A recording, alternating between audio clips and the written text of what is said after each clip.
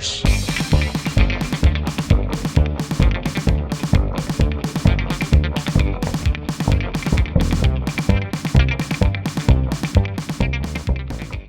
So on the bench today we have what's most likely the oldest thing I've ever restored. I believe it's a Gibson L-30, but I could be wrong. We'll go further into that later. As you can see, it's in really rough shape, very dry. Looks like it's been left dormant for a little while.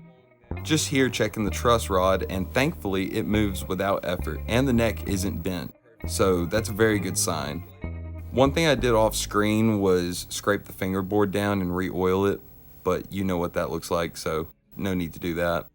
And then after I did all that, I pulled the tuners off and now I'm cleaning them. You can see one right here is very bent. Unfortunately, I couldn't get that bent back into shape, but it still turns and it tunes fine, so that's all that matters. These tuners were from a 1950s to 1960s K acoustic. They have all the little markings and etchings on the outside similar to the Ks, as well as the little stamp on the inside that says Japanese or Japan. So they were probably replaced at some point. I think somebody did a lot of modding with this guitar when they had it, so that's pretty cool. Vintage old modded thing. After I get those tuners clean, I start knocking off all the rust that's on this tailpiece down here. There was quite a bit, but it came off of these. And this tailpiece here is actually from a Gibson L-47, so interesting. After that, I start sanding the body. You can see that there's two holes that have been filled. Somebody at one point had electrified this thing. There's 4 little screw holes on the front of the body where a pickup would have been, as well as 2 holes for a volume and tone knob and an output jack.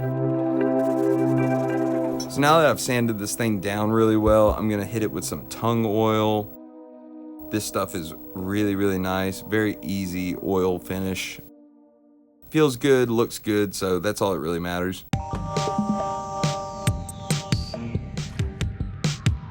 I just kind of pour it on and then use my rag to wipe it all over the entire body. A very simple process, not really much goes into it. You just want to make sure you don't have too many runs, which unfortunately I did.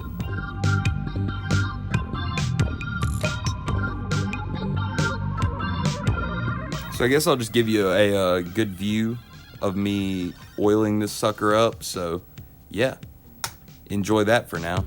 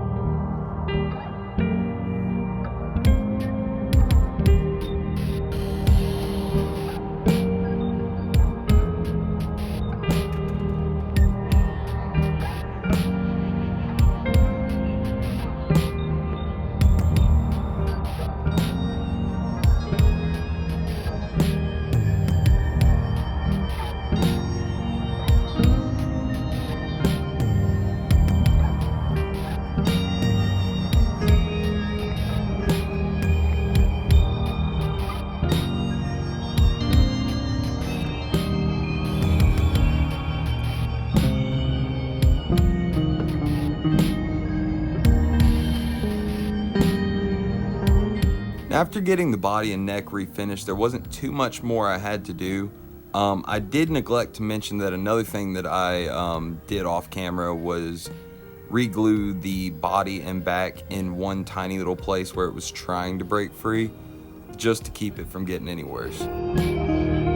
So there's the oiled up beauty. It looks a whole lot nicer now. It's got a nice sheen to it.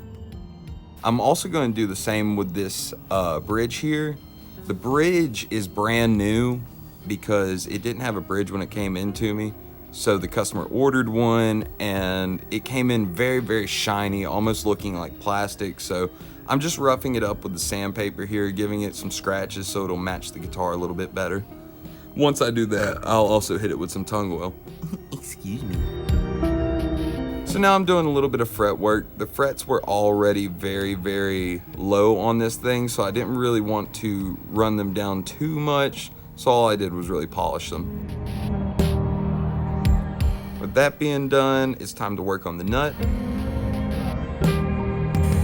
That I just filed down to size from one of my Grover nuts that I have in stock. It fit pretty much perfectly already, just need a little bit of filing. Now with that done, we can start reassembling this thing, getting some strings on it. This process was really nice. It didn't need a whole lot. Whoever owned this guitar before took really good care of it. You know, one way to get a whole lot of life out of your guitar is whenever you're not playing or whenever you know it's going to be dormant for a bit, is to detune the strings to where they're really, really floppy and have no tension, or just take the strings off entirely.